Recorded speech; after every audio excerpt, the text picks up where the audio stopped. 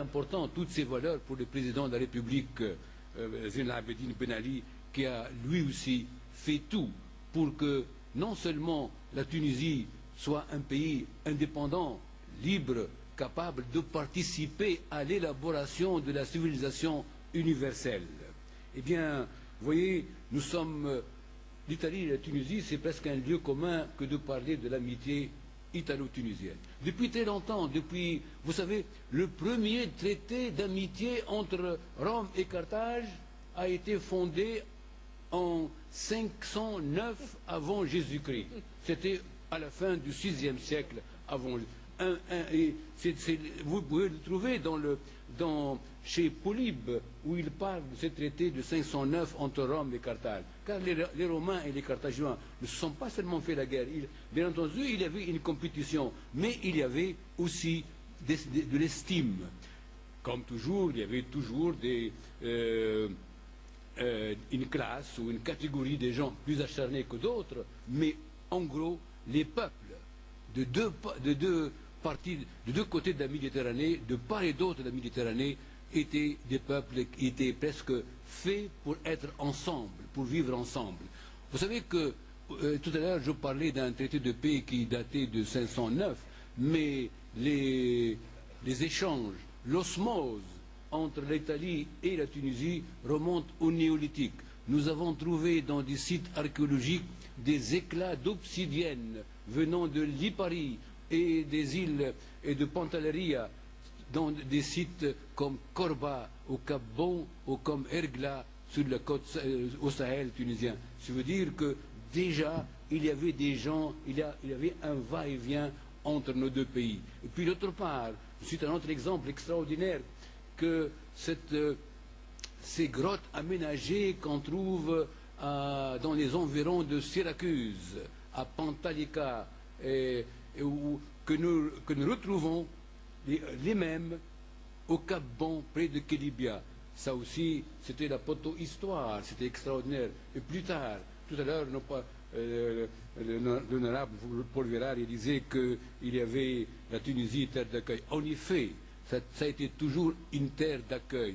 Et toujours de Sicile, nous avons en Tunisie, il y avait une colonie sicilienne établie à Carthage au IVe siècle avant Jésus-Christ, et elle avait besoin d'adorer sa déesse préférée, qui était la déesse Déméter, la déesse de l'agriculture.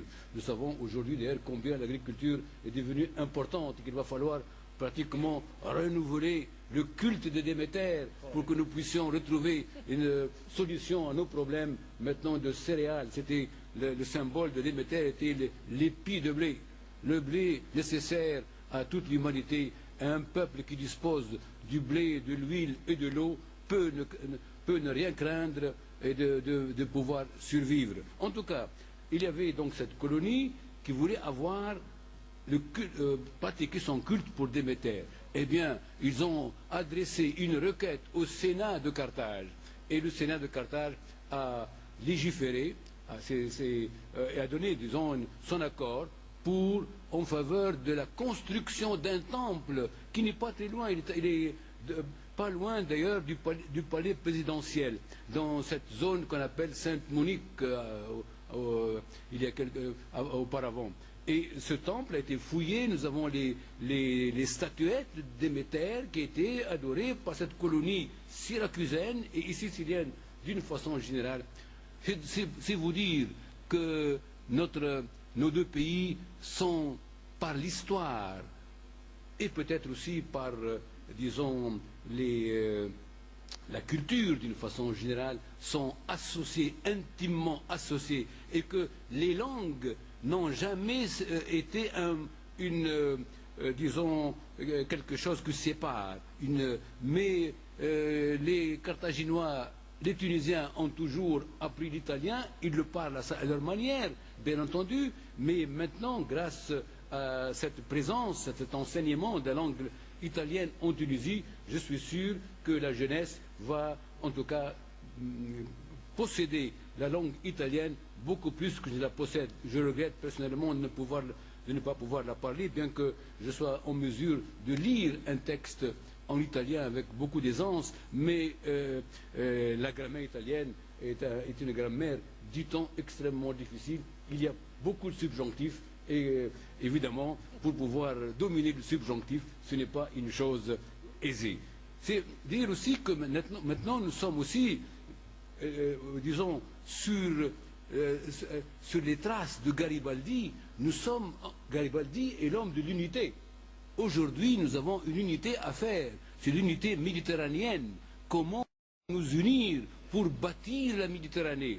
Eh bien, nous avons beaucoup de matériaux de construction qui nous aident à bâtir cette Méditerranée. D'abord, bien entendu, les intérêts véritablement bien compris, car nous devons nous associer. Nous sommes sur une barque comme celle de Noé, où la mer, les vagues vont nous engloutir ensemble, où nous sauvons notre barque et nous allons ensemble vers les havres de paix, de liberté, du vivre ensemble dans la tolérance, dans l'acceptation de l'autre et dans le respect, le très grand respect des différences, des spécificités culturelles, car l'unité a toujours été plurielle. Il n'y a pas d'unité monolithique. Les véritables unités sont les unités plurielles qui savent, parce que c'est comme un édifice. Vous ne pouvez pas bâtir un édifice avec un seul bloc, mais avec beaucoup de matériaux différents, et cette différence constitue l'unité et, disons, les commodités qu'offre un bâtiment bien aménagé et bien utilisé. Et bien maintenant, nous sommes, disons, Garibaldi, la mémoire de Garibaldi, que nous saluons, mémoire de 2 siècles, nous trace un petit peu le chemin pour que nous mettions la main dans la main pour la construction de cette nouvelle unité qui est l'unité de la Méditerranée. L'unité de la Méditerranée, bien entendu, il faut un support culturel. Le support culturel, l'Italie et la Tunisie l'ont, puisqu'ils ont un patrimoine commun, une histoire commune. Et vous savez que, madame, que nos ancêtres ont parlé latin pendant 7 siècles, et que la langue latine, nous pouvons dire que la langue latine est notre langue. Nous sommes romains par notre culture aussi. Exactement comme aujourd'hui nous sommes arabes par notre culture, pas par notre race. Il n'y a pas de race, il y a la culture. Or, nous avons tellement de choses à partager, à voir ensemble, à imaginer. Faisons en sorte que ce patrimoine commun de la Méditerranée soit mis en exergue. Et je dirais, les universités doivent, disons, mobiliser des jeunes chercheurs pour chercher ce qui nous unit, ce que nous avons ensemble, à la fois au matériel et au spirituel. Car au fond, entre la Bible, l'Ancien et le Nouveau Testament et le Coran, il n'y a de différence qu'au niveau de l'expression, au niveau de la forme, au niveau du contenant, mais le contenu est le même. Et là, voyez-vous, c'est avec ces quelques paroles que j'ai voulu aussi participer, d'abord exprimer ma joie et l'honneur que j'ai eu, et je suis très reconnaissant aux organisateurs de m'avoir donné la possibilité de participer à cette grande fête à la mémoire de Garibaldi. Je termine exactement comme l'honorable Paul Verrari. Vive l'Italie, vive la Tunisie et vive l'amitié tuniso-italienne et vive la Méditerranée. Merci beaucoup de votre attention.